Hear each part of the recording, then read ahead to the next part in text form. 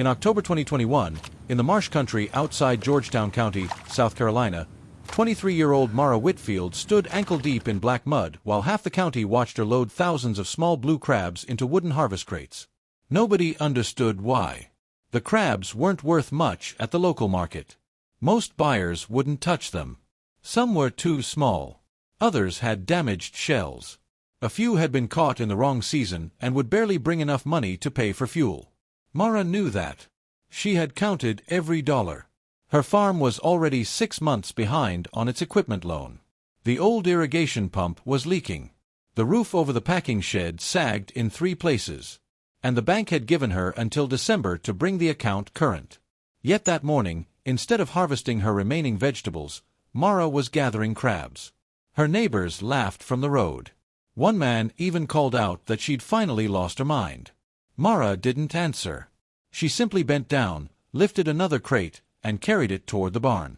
But there was something strange about the crabs. They weren't coming from the river. They were coming from her fields. And that was the part Mara hadn't told anyone. The first crab had appeared 3 weeks earlier. It was sitting beside a drainage ditch in the middle of her soybean field. Then there were 6. Then 20. Then hundreds. By the time Mara realized what was happening, the lowest 12 acres of her farm had become a shallow, muddy wetland. The soybeans were dying. The bank called it a disaster. Mara called it a clue. She had inherited the 47-acre farm from her grandfather, Elias Whitfield, an old rice farmer who had spent most of his life repairing things other people threw away. He had died the previous winter. Before he died, he had told Mara only one thing about the lowest field. Don't fight the water. She had never understood what he meant. Until the crabs came.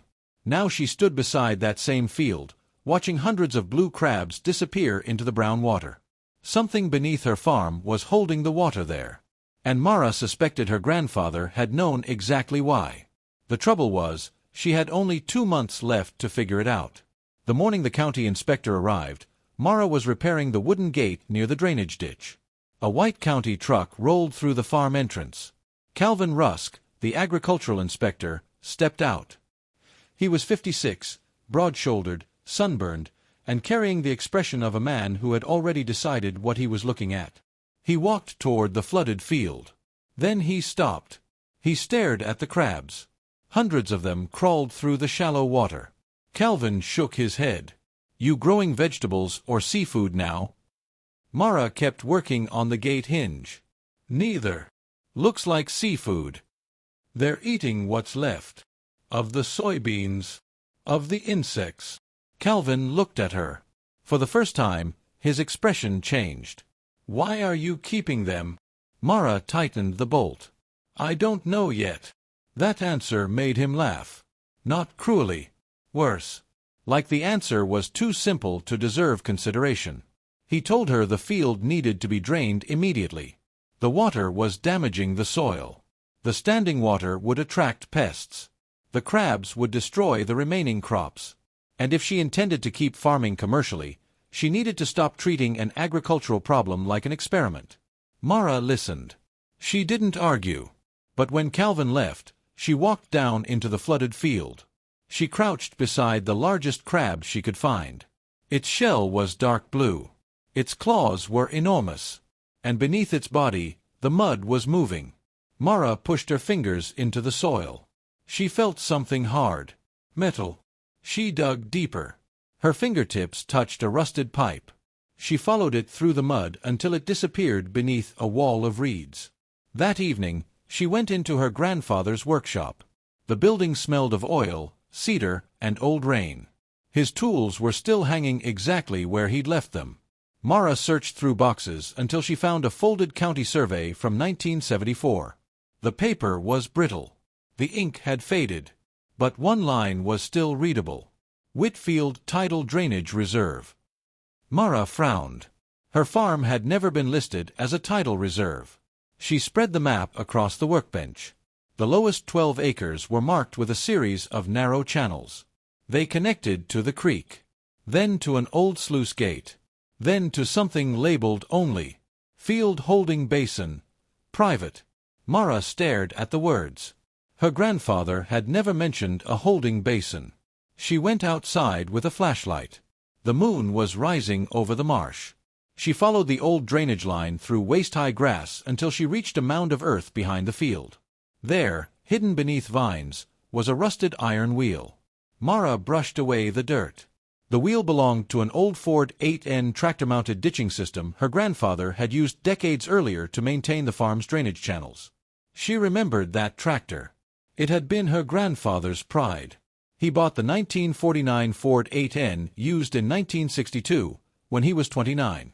The paint was mostly gone now, but the machine still sat inside the equipment shed. Mara returned to it the next morning. She climbed onto the seat, turned the key. Nothing happened. She tried again. The engine coughed, then stopped. She tried a third time. The old tractor suddenly came alive with a deep mechanical rumble. Mara smiled despite herself.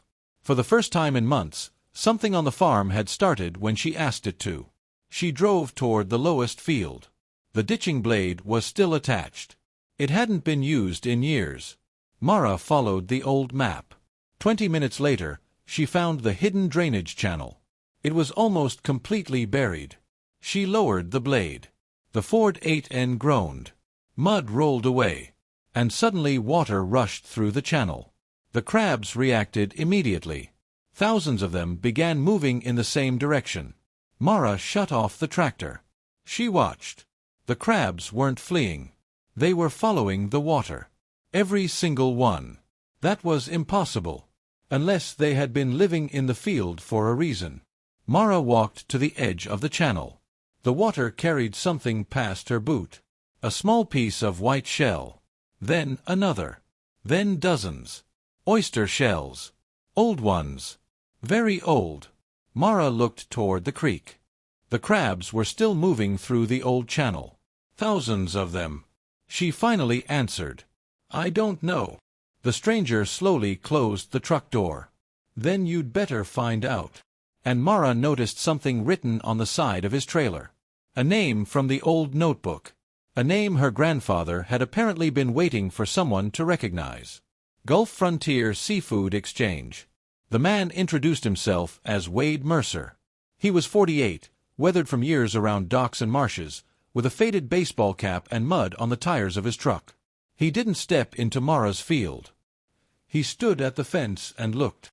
That bothered her. Most people who came to the farm immediately told her what she was doing wrong. Wade didn't. He watched the crabs. Then he looked at the drainage channel. Then at the old Ford 8N sitting beside the ditch. Finally, he asked, Your grandfather still owned this place? No. I'm sorry. Mara nodded. Wade removed his cap. For several seconds, neither spoke. Then Wade said something Mara hadn't expected. Elias Whitfield saved my father's business. She looked at him. How? Wade pointed toward the crabs. Those. Mara frowned. These aren't worth anything. Wade smiled slightly. That's what everyone told your grandfather. He explained that the Gulf Frontier Seafood Exchange wasn't a normal seafood buyer. The company bought specialty blue crab from marsh farms and tidal fields across the southern frontier, South Carolina, Georgia, northern Florida, and parts of Louisiana. But they weren't looking for ordinary crabs. They wanted a particular kind. Hardshell. Mud-fed. Slow-grown. And raised in shallow tidal water where the salinity changed naturally. The Whitfield farm had once produced exactly that. Mara looked back at the field. My grandfather raised crabs? Not exactly. Wade pointed toward the drainage ditch. He raised water. That sentence stayed with Mara. Wade told her Elias had discovered that the lowest 12 acres could be flooded and drained at specific stages of the tide. The water brought microscopic organisms into the field. Those organisms fed small shellfish. The shellfish fed the crabs. And the crabs fed on insects and decaying plant matter. The entire system cleaned itself. It was old farming knowledge. Almost forgotten. But there was a problem. The system hadn't been used in nearly 30 years. So why had the crabs returned now? Mara asked Wade. He didn't answer immediately. Instead, He walked toward the drainage channel. He crouched, picked up a handful of mud, smelled it, then rubbed it between his fingers. Your soil changed. Mara waited. How? Wade pointed toward the soybean field. Somebody upstream altered the drainage. Mara's stomach tightened. 2 months earlier, a developer had begun clearing land on the other side of the creek. They were building a warehouse complex. Mara remembered the heavy equipment, the piles of filled dirt, the new road, and the strange increase in water entering her lowest field. The development hadn't destroyed her farm. It had accidentally restored something. The warehouse construction had blocked an old drainage route. Water that once moved toward the marsh was now being forced through the Whitfield property. And the old tidal basin was filling again. Mara suddenly understood. The crabs hadn't appeared randomly. The land had recreated the conditions her grandfather had spent years maintaining. But the discovery created a bigger problem. The county considered the flooded field damaged farmland. If Mara wanted to sell the crab harvest commercially, she needed permits. And if the county discovered the field was functioning as a tidal holding system, they might order it drained permanently. The next morning, Calvin Rusk returned. This time he brought 2 people. One was a soil consultant. The other was Daniel Pike, a representative from the bank. Daniel carried a folder. He didn't look at the crabs. He looked at Mara. The December deadline hasn't changed. Mara nodded. I know. We've received an offer on the property. She stopped. What kind of offer? Enough to cover the outstanding loan. The consultant smiled. It would solve your problem. Mara looked toward the field. Sell it. Daniel shrugged. You don't have to keep fighting. That sentence hurt more than she expected.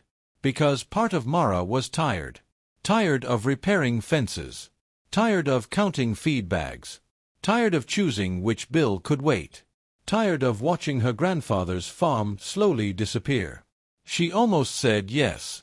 Then something moved in the water. A crab surfaced. It climbed onto a submerged root. Its shell shone blue beneath the morning sun. Mara remembered her grandfather's handwriting.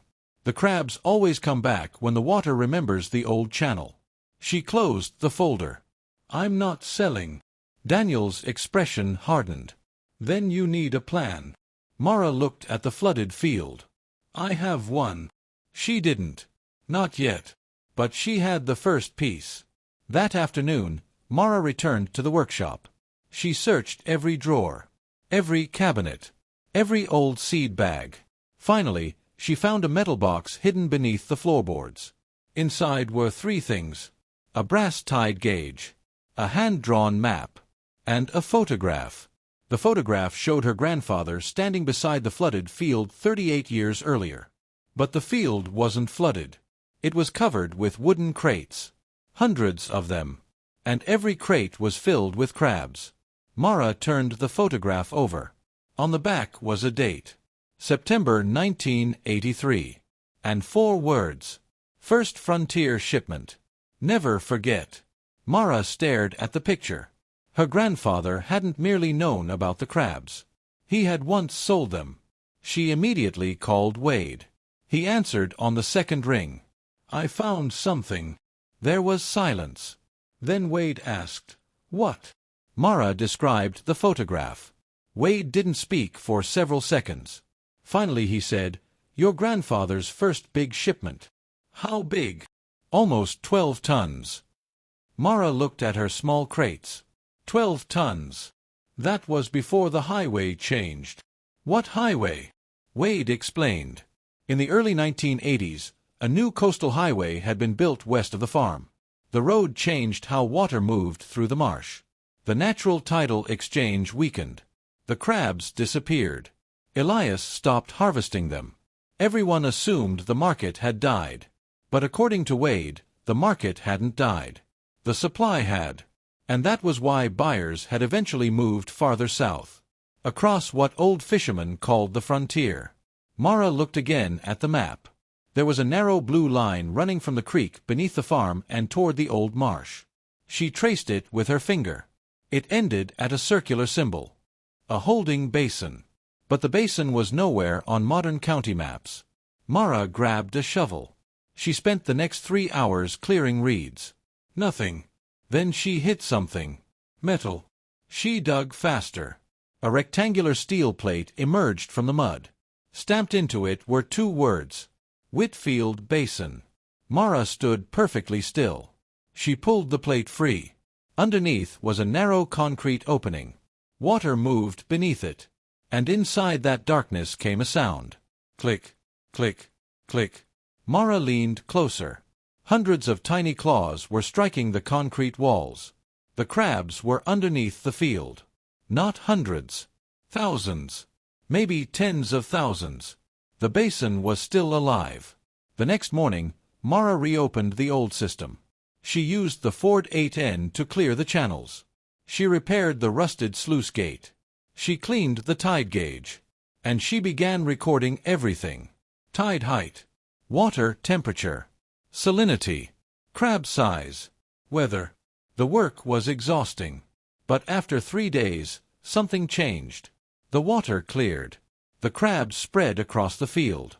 They moved into shallow pools Mara had prepared. And their shells began hardening. Wade returned. He inspected the crabs. Then he nodded. "You've got something here." Mara asked how much they were worth. Wade gave her a number. Mara thought he'd made a mistake.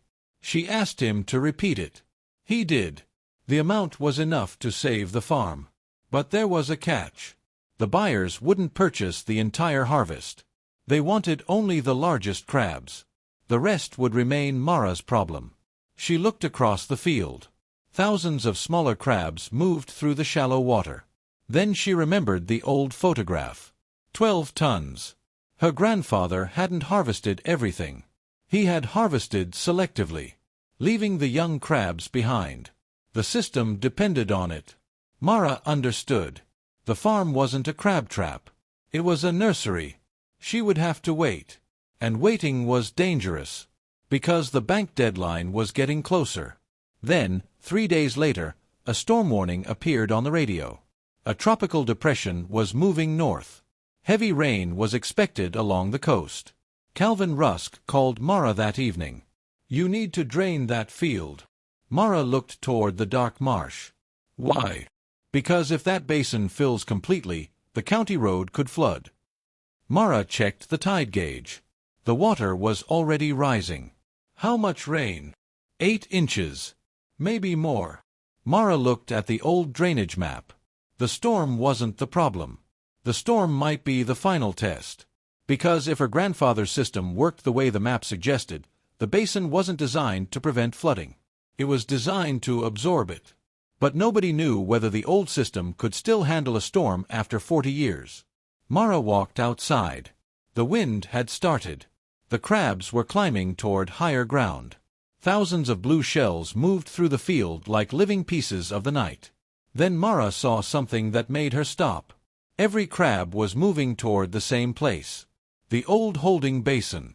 And somewhere beneath the earth, water had begun to roar. By midnight, the storm had reached Georgetown County. Rain struck the farmhouse roof so hard that Mara couldn't hear the radio. The creek had risen nearly 3 feet. Water poured through the old drainage channel. And the Whitfield Basin was filling faster than she had ever seen. Mara stood beneath the shed roof, watching the field disappear into darkness. The crabs were everywhere. Thousands of them. They climbed over roots, crossed shallow ridges, and moved toward the center of the farm. It looked chaotic. But Mara noticed something. They weren't moving randomly. Every crab was following the water. Mara grabbed the old tide gauge. The needle had passed the highest mark her grandfather had recorded. She ran toward the sluice gate. The wind nearly knocked her down. She reached the iron wheel and tried turning it. It wouldn't move. Rust had locked it solid. Mara pulled harder. Nothing. She looked at the field. The water was rising. If the basin overflowed, the water would cross the county road. The county had warned her. Now they would blame her. Mara ran back to the workshop. She needed leverage. The old Ford 8N sat beneath the shed. She connected a chain from the tractor to the sluice wheel. then climbed onto the seat. The storm screamed around her. She engaged the transmission. The tractor pulled. The chain tightened. The iron wheel groaned. For a moment, nothing happened. Then, crack. The wheel turned. Water exploded through the gate. Mara jumped down. The basin began draining. But the crabs didn't scatter. They followed the current. That was when Mara understood what her grandfather had built.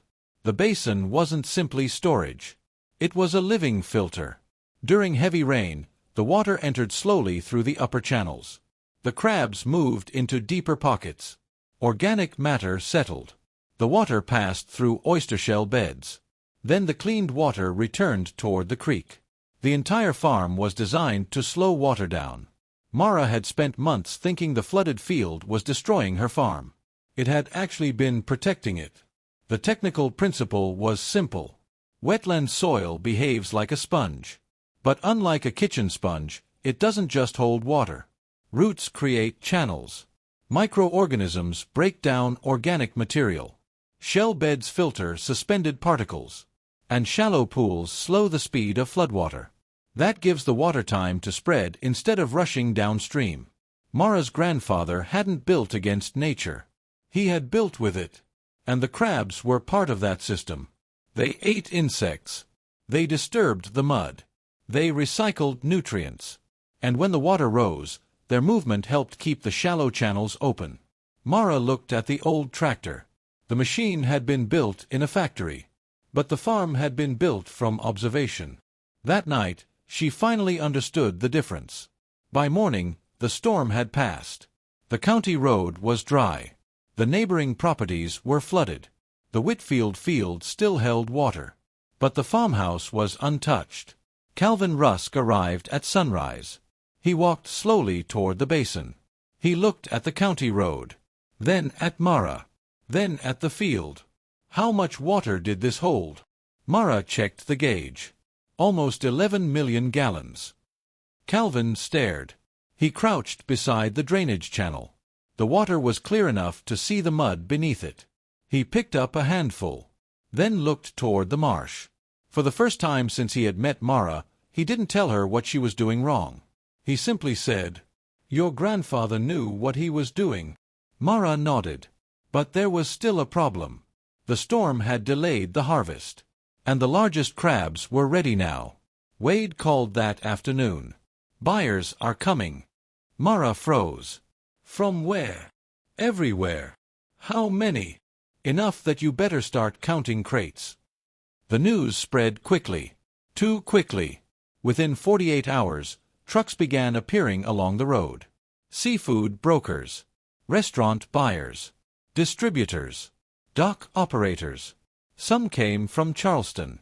Others from Georgia. One truck had traveled nearly 600 miles. Another had crossed what the old fishermen still called the coastal frontier. The people who had laughed at Mara now stood along the fence. Nobody laughed anymore. The first buyer walked into the field with Wade. He picked up a crab, examined the shell, turned it over, checked the claws, then looked at Mara. "How long have these been growing?" "About 3 months." He shook his head. "Impossible." Mara didn't answer. He looked again. The shell was thick. The meat inside was dense. The crab had been feeding naturally in the restored tidal system. No artificial ponds. No intensive feed. No crowded tanks.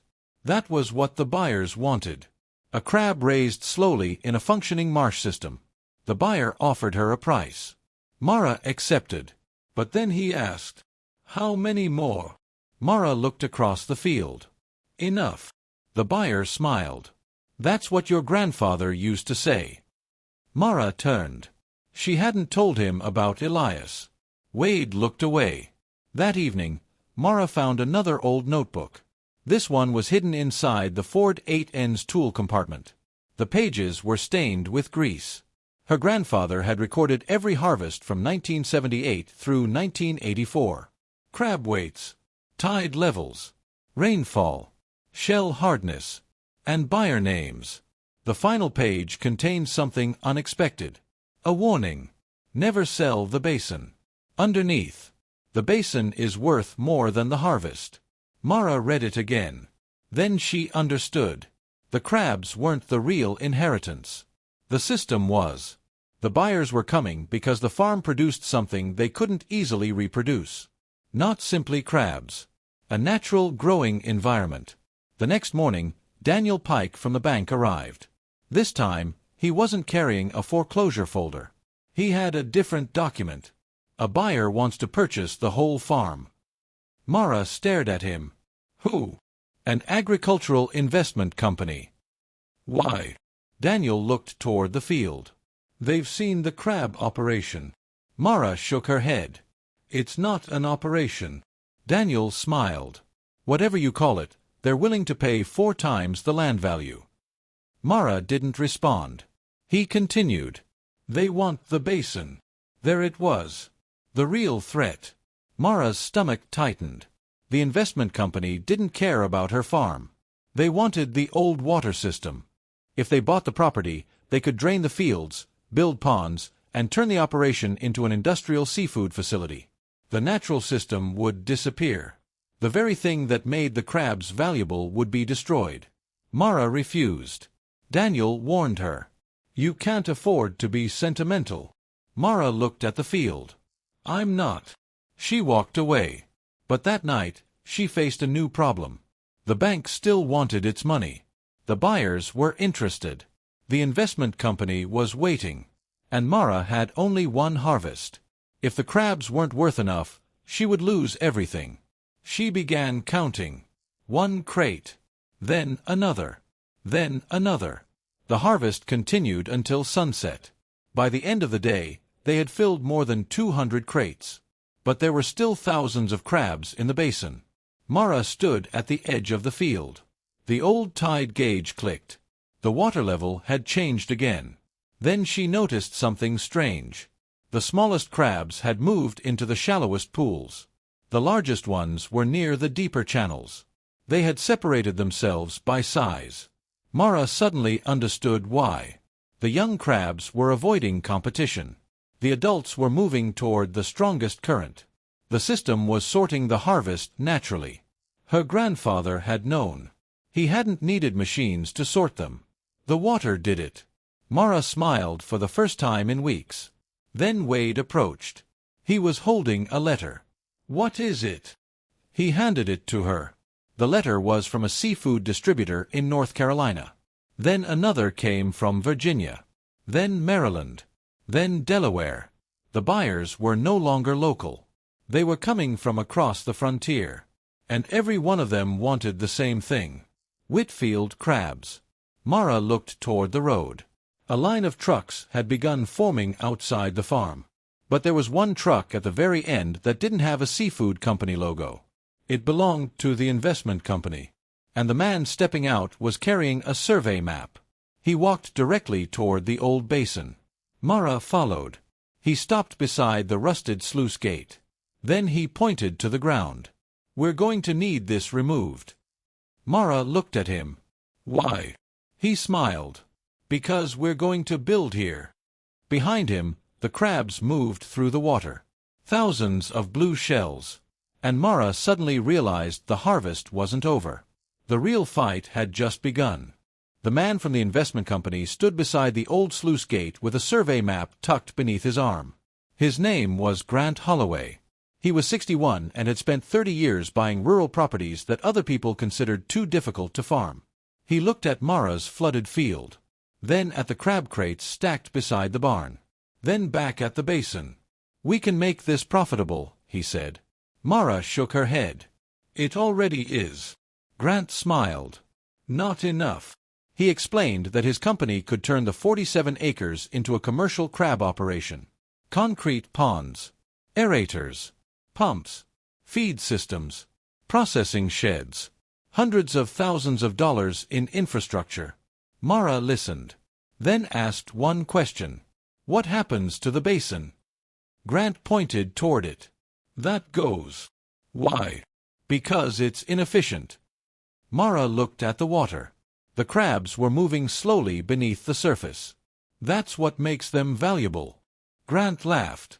It was the same laugh Calvin had given her weeks earlier. The same laugh Wade had heard from buyers years ago. The same laugh her grandfather had probably heard before her. Grant didn't understand. He thought the farm was valuable because of the crabs. Mara knew the crabs were valuable because of the farm. And that difference changed everything.